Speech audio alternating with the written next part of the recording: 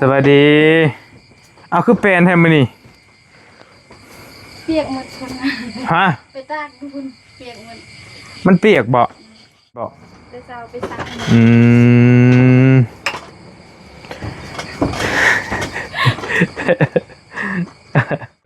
เอาผมพวกนี้คือขัดเถอะวะเฮ็ดเอาบ่นี่ล่ะบ่ได้เฮ็ดฮะเขาเป็นไข่มันออกกล้วยเขาอุตส่าห์ไปตัดผู้เดียวเลยเด้ก็คือไฮไลท์แท้เฮ้ย2-3เครือผู้ปันให้เป็นบ้านตูนแน่มาเมื่อกันโดยกับปั้นก็เมื่อปันกันแล้วนี่เขาให้บ่ตุ้นนี่ประตูนบ่เพิ่งกันแล้วเหมือนกันปันกันฟังพี่ก็ได้ได้บ่โอ้ยเนาะตัดไฮไลท์ดีโลนางเอ้ยผู้แบบนี้เนาะเขาสิตัด4เครือพอดีคนเลยเนาะบ่ตุ้นใหญ่เลยสมบูรณ์ด้วยนี่ใหญ่สำคัญ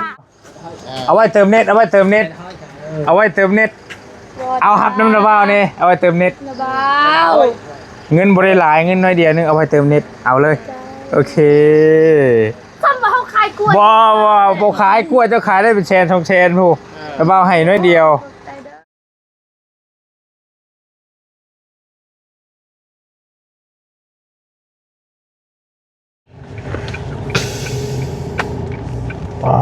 จ้ามัวแท้นี่มืดหูมืดตาฟึบเลี้ยวขึ้นเลี้ยวเข้าปึ๊บปั๊บเอาเลยลอยบ่ฮะมือลุยบ่ผมมือยังอยู่ชั้นนี่แหละทางเลยบ่ไม่บอกว่าไม่ไฟลงนะแค่นี้รถจักรเล็กหน่อยนี่แหละมาก่อนไปวันนี้กำลังชีไปหาน้องเพชรพี่น้องไงน้องเพชรน้องไส้กำลังทางเฮากำลังสี่เดินทางเมื่อนี้กำลังกลับบ้านเมื่อกัน3 นุ่มมื่อนี้พี่น้องบ่เพิ่งกับเมื่อน้ำเนาะ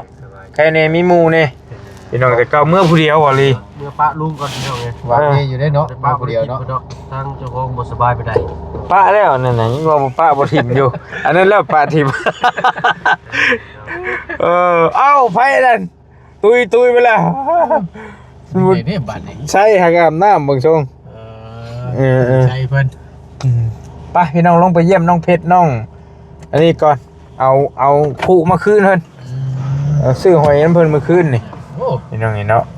แต่เพิ่นก็บ่ได้เอาเงินดอกเพิ่นให้ซื้อไปโอเคได้เราปิดเราบ่ห่านแล้วผู้เลอะอยู่ฮะบ่โอเคไปเกจะไปถ่ายอยู่พุ่นก็ได้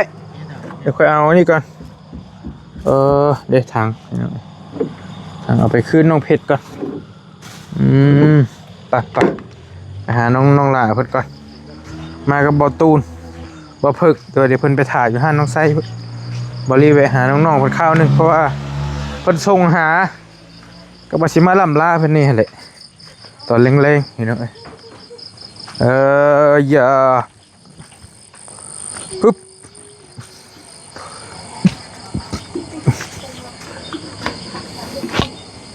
โอ้ลุกกลัวลุกตึกทักอยู่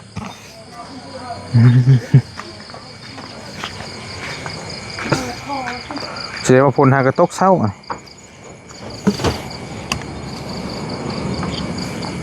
ไผ่อาบน้ำกินนี่เฮ้ยเล่นกระตุยอยู่สวัสดีล่ะสวัสดี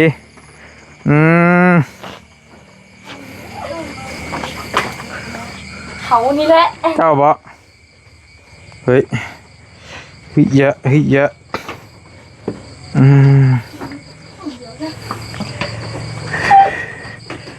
มื้อนี้มีพักนี่เฮ้ยนี่ทางได้ความมาคืนเด้อ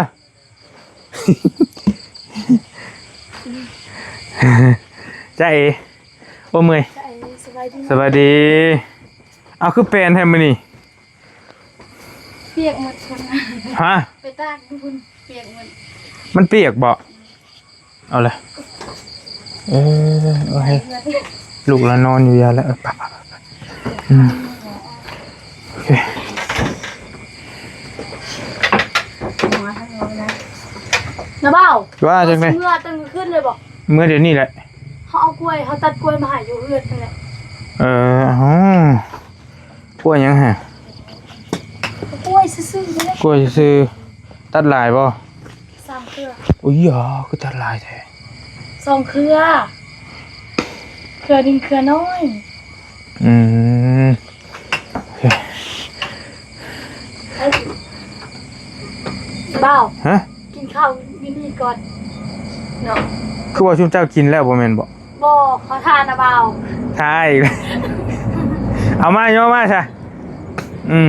บ่ตูนบ่ผึ่งก็มาได้เมื่อนำกันได้ ไปห้องเราก่อนแหละขึ้นกินข้าวก่อน จักแล้วบ่จักไปบอกไปไปบอกไปล่ะไป ใช่ท่านไปบอกไอ้ชายไปบอก น้องไว้ก็ได้ เจ้าท่านแหละไปบอก น้องไว้ก็ได้สิเป็นยัง บอกเจ้าท่านแหละไปบอกร้านเดิน ไปแล้วไว้ก็ได้โอ้เป็นหยังพุ่นละเมื่อนำกัน3คน เลย แต่ว่าได้นั่นมาแวะหาน้องๆเพิ่นก่อนพี่น้องมาลำลาเพิ่นก่อนจะมีหยังสู่กินอีกโอ้ยเก่งใจเด้ นะเบ้านะเบ้าเมื่อนี่เขาบ่มีคนหัวนำแหละ โทรหาระเบ้าก็ได้สิหัวให้ฟังดอก อ๋อ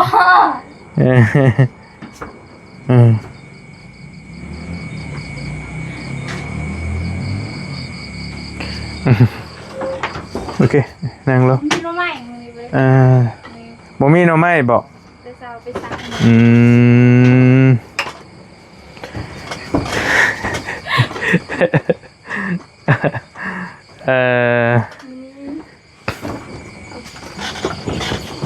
โอเค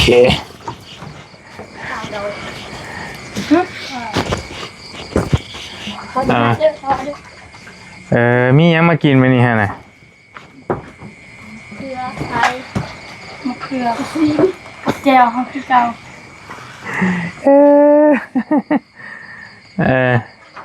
ไอ้ดาวเอาเรือตีจังไง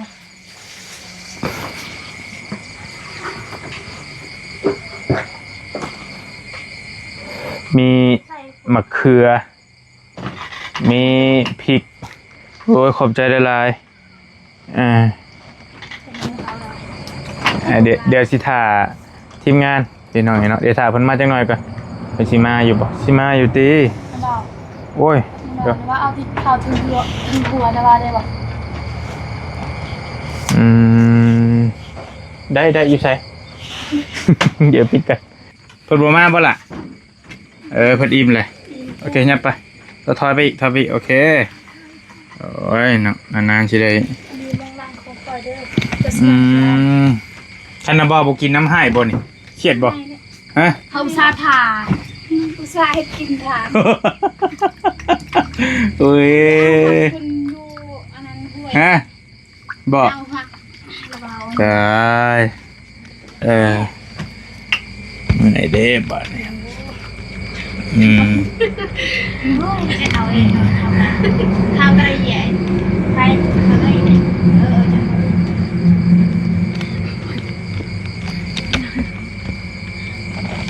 เปิดระบาตั้งมุมกล้องก่อน ติดว่าในตะ ส่งโอเพนเลยใกล้เลย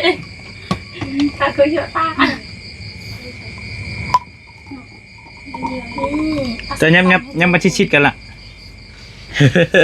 ของฉันก็พอมันมี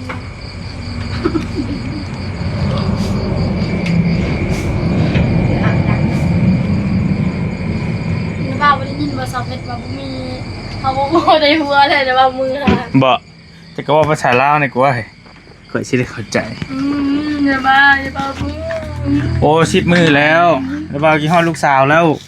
นะว่าของให้เล่นนี่นะว่ามือเขามีไผสิหัวนำ ให้ไหมเองว่าไปดีเลย มาสบายดีเด้อพี่น้องเด้อกำลังสิกลับบ้านคันบ่กินเพิ่นว่าถ่าอยู่ว่าซั่น กินแต่ละใบ เอาผมพวกนี้คือคักแต่ว่าเฮ็ดเอาบ่นี่ล่ะ บัวไรเพชร ฮะ เขาเป็นไข่แต่มันออกปล่อยแบบนี้ คืองามเด้อเว้ยบ่นว่าเห็นคนเฮ็ดหลายแล้วงอๆไปแม่นบ่ นะว่าวงผม2เม็ดนี่สิบ่จำก็ปั่นไปซะนี่ หมดหล่นเลย เอาคนปั่นให้ซะ ให้ เปียกได้ โอ้ยมั่วเดียวมันตกมาใส่ จะใส่ไหมเนี่ยแต่ว่าพอมีอย่างมาฝากเลยว่าลิฟ้าลิมนี่ บอเป็นยัง เป็นท่านนะเบาเข้ามาเรานี่เราก็ มันยังอันนี้มาจะใช้อันนี้นะ ซื้อไปอันนั้นไปซักแม่ ไปซักเมย์ สักยา ไปซักยามาพากันกินเลย กิน หมูกระทะ ผมมีปัญหาเป็นนางลมก็พอจะบ่ โดย มาพี่น้องมาประเดิมก่อนไพ่เป็นเจ้าของ เจ้าของยัง เจ้าของเฮือน กินข้าวนำกันเด้อ มาเด้อพี่น้องได้กินข้าวน้ำน้องๆเพิ่นอีกมื้อนึงก่อนสิเดินทางต้อนรับดีรีเพิ่นก็ได้บ่าวก็ยังบ่ได้อยากปานใด ถ้านาบามากคู่มือเขาจะให้กินแบบนี้คู่มือแหละ โอ้ยเนาะ นาบาไม่ต้องมาตระหนักดีคู่มือ มะเขือ น้าเบาบอกกินก็บ่ดีเลย เบิดมา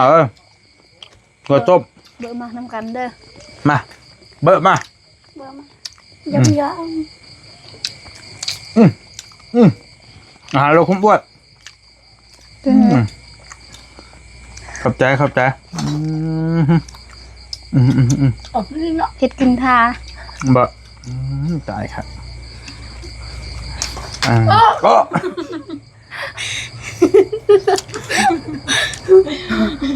เฮ็ดแนวคนสิหัวเลย ผมมีหอยมันนี่เนาะ โดยบ่ได้เป็น คุณชอบ น้ำเด้อน้ำแห้ง มันมีหอยชาวเพชรมี มีแต่พักกับพักข้างนอก มะเขือ ข้างนอกไปเอาอยู่ไว้กินเมื่อจะไปสั่งไหมเรือว่าเมื่อแล้ว นาบาเสื้อบอกคนไปตัดกล้วยผู้เดียวคนเลยเขายอกล้วยจนตายเลย ตัวที่ตายเลย เราไปตัดยำข่อยยำนั้น เจ้ายังคลอก อร่อยพวกมาจะใส่ขอจำขึ้นจังหัวกระดอกมาเรื่อย จนฝนตกเลย กระดอกมาจะใช้ เรายังคลอกปอหัน ตอกข้างบน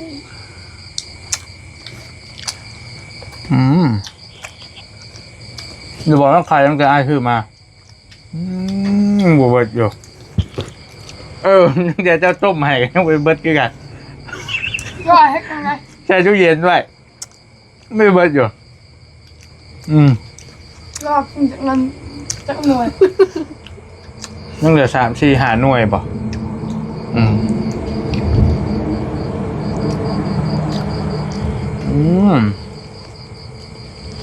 คันฮอนนี่ความย่อยมัน ฮะ คันฮอนนี่ความงามไพ่กันย่อยออกหมดแต่เมื่อนี้เขาไม่ได้แต่งงาน ผมงามมะเขือกินเปลายหมากแล้วครับดู ไม่หมดแล้วครับเนาะ มันยัง สักพัก บ่เลนดอร์มันกินเลนดอร์น้ำตา ว่าจะมียังกับแลนดรอน เลนดอร์ ยังคือแลนดรอน เลนดอร์ เล่นเดอร์ แลนดรอน เบอร์มา แลนดรอน เบอร์เลนดอร์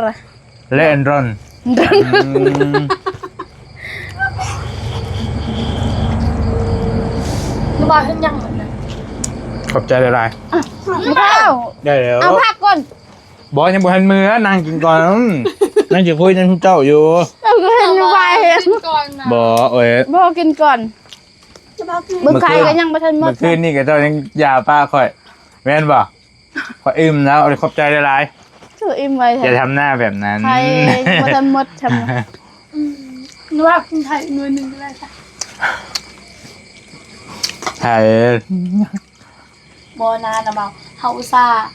บ่ม่วนคือกันกินข้าว3คน บ่ม่วนกันแหละบ่มีนะเบา มันบ่มี ถ้ามือแบบนะเบากลับนี่เฮาบ่กินข้าวแล้ว ว่าอีหลีว่าเราจะกินน้ำเน่าก่อนนะเบาบ่กินน้ำนี่เฮาบ่กินข้าวเลยเด้ ปากหวานเหลือเกิน บ่กินข้าวกินแต่ไข่ก็ได้ เออ กินอีกหน่อยหนึง ได้แล้วน้องเว้ยให้อ้ายจอยนี่ก็เห็นว่าก็ได้ เบาเบากินอันนี้แห้งจ้อยแหละเบาจ้อยแล้ว ให้จอยนี่เว้ย เบาว่าที่แบบหนักเมื่อวานมือซื้อมือยังโอ้ยโดนเลยนะเบาชิลล์ความอ้วน บ่ลดจักเทื่อบ่ 10 เดือน โอ้ยเว้ย ก็ระวังหันบ่ขึ้นมาอย่างที่เขาเนาะดูรถหันนี่ เบาขึ้นมายำแต่กินข้าวยำน้ำล้น โอเคเดี๋ยวสิถ่าเบิ่งเด้อเอาสิถ่าเบิ่งเด้ออ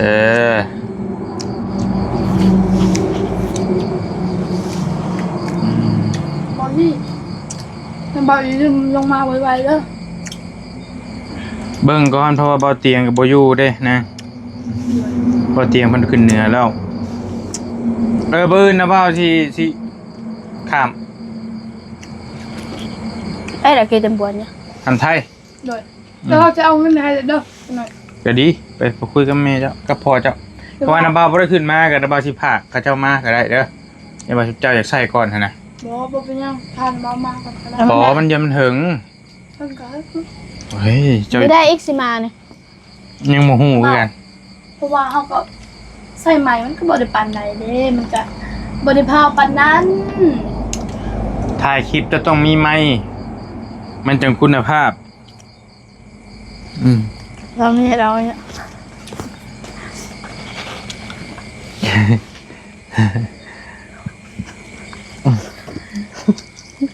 จะเราไปดัง ว่า หรือว่ากินข้าวก็อยากหัว น้องไส้เพิ่นสิฝากซื้อบอดี้อยากเพิ่นอยากได้ไม้นี่อยากได้แบบนี้พี่น้องไม้จิ๋วคือบอดี้ไซคอสเปซนั่นแหละเพราะว่าถ้าบ่มีตัวนี้แหละเสียงมันบ่ดังเฮาสัมภาษณ์เขาเจ้าค่อยๆเด้แล้วคนบอกค่อยๆเห็นนะ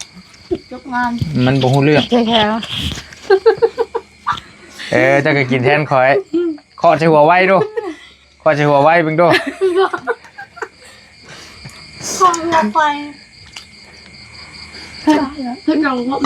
เอ้ยได้แม่เห็นคือจริง เอาแม่น เดี๋ยวเราจะตัดให้ยังให้แบบนั้นอีกเนาะ เอากิน อย่าเดินเอาอยู่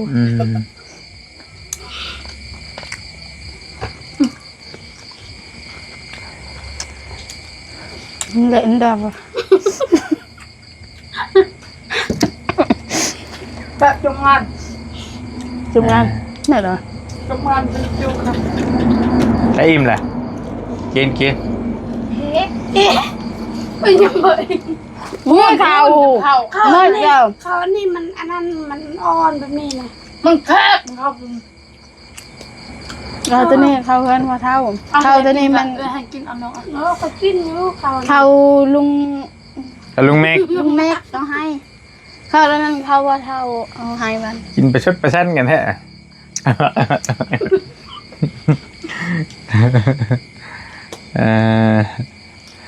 กิน เดี๋ยวเขาประกาศตัว ไปเหรอ ที่บอกเขาแค่ เขาจะบอกแล้ว ผู้ชายโอเคนี่ หมอเพชรนี่ ว่า ก็มีอย่าง อิ่มเลย เป็นนะบ่าวเขาบอกว่า คินฮอตน้องยูริ โอเคฮอดแล้วอะไรมือเลย เห็นฮอตสุดที่เลิฟของบ้าน ฮอดที่เลิฟ อะไรคือสุดที่เลิฟ เนี่ยโอ้ยล่ะ คินฮอตเนี่ย เรากินฮอดแล้วเทลกเราก็มาพักดน จะรุกแล้ว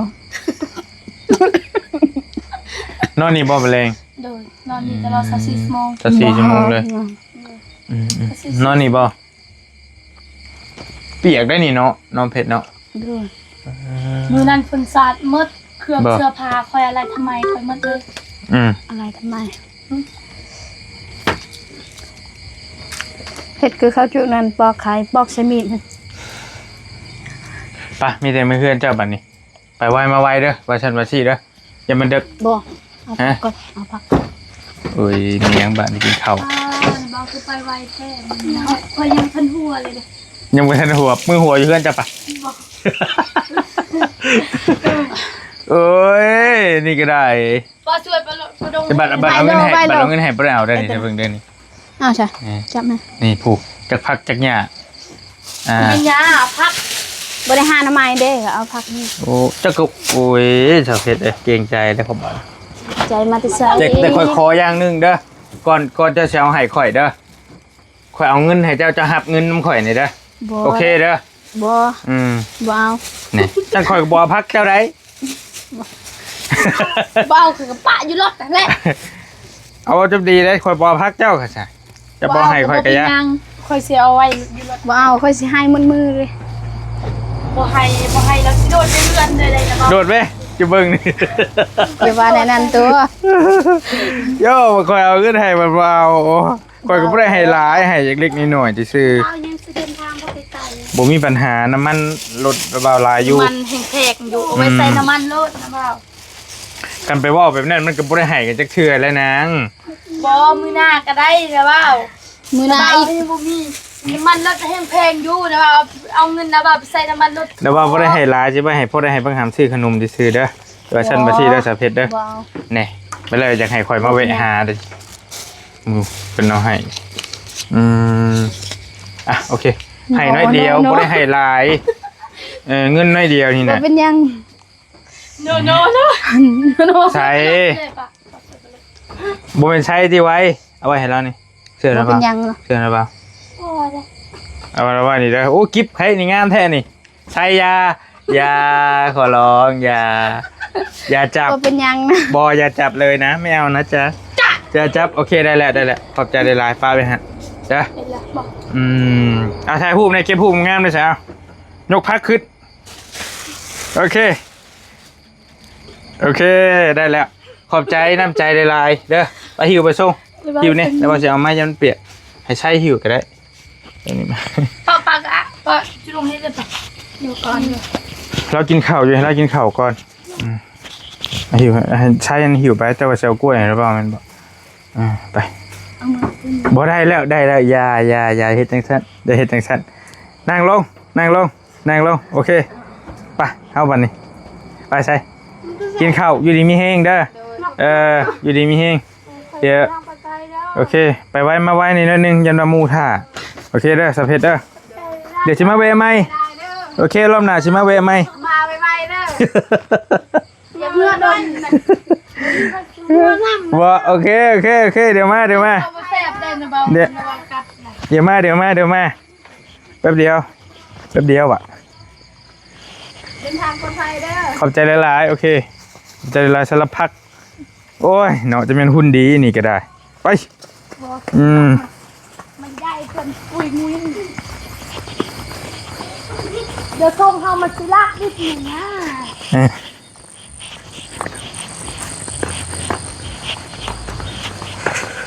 พุบ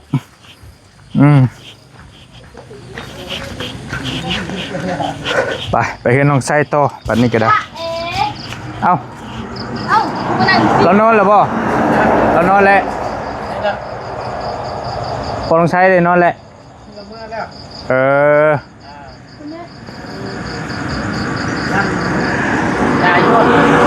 ไปห้างจะบ่ไป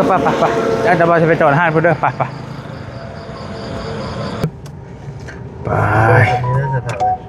วิวเอาไว้ให้น้องไส้ก่อนเพิ่นเอากล้วยให้นี่น้องอันนี้ก็ได้ไปลำลาน้องเพิ่นหน่อยนึงเมื่อแล้วเดี๋ยวมันสิดึกพี่น้อง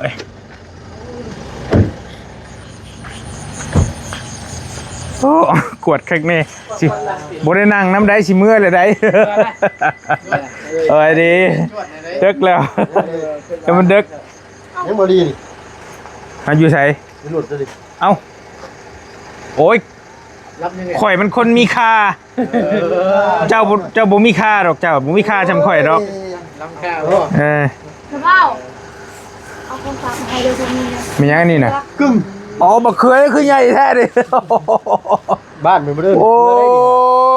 กึก อ่า